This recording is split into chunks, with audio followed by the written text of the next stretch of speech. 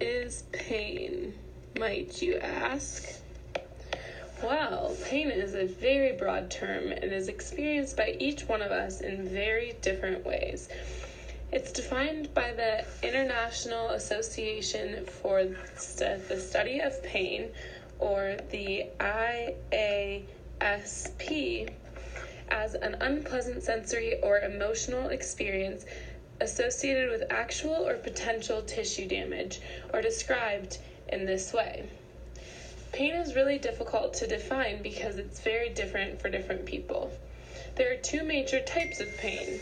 There is acute pain and there is persistent pain. First, we will talk about acute pain. Acute pain stems from tissue damage. And this can be a very protective mechanism. It is temporary and ends when the tissue damage has been healed. Acute pain is short-acting and can be a very protective mechanism.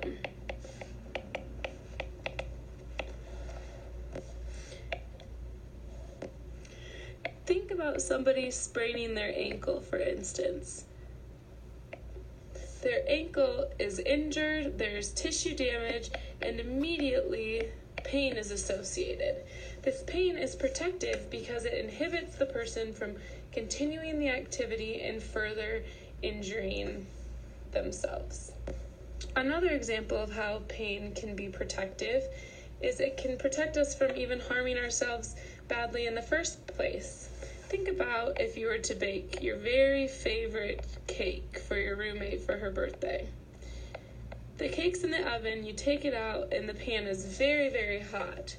Your roommate comes in the room, not knowing that this pan is very hot, leans up against it, and feels immediately the signal that starts where she touched the pan, goes up into her brain, and then tells her muscles to go back and remove themselves from the pan.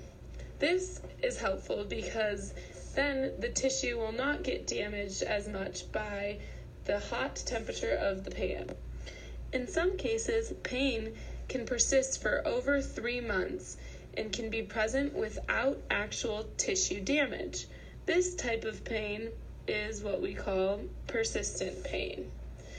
This is a big, big problem in our country. About 1 in 6 people live with persistent pain, and it's really important to address because it can impact the lives of many in very, very profound ways. Persistent pain is more difficult to manage, and there's many different factors that impact persistent pain.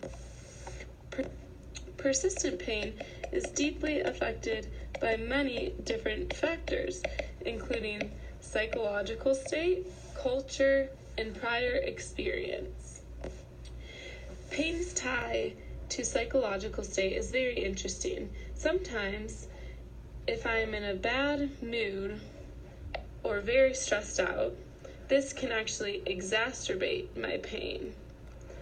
Oppositely, persistent pain can many times lead back to poor mood, even to the extent of having different mental issues such as depression.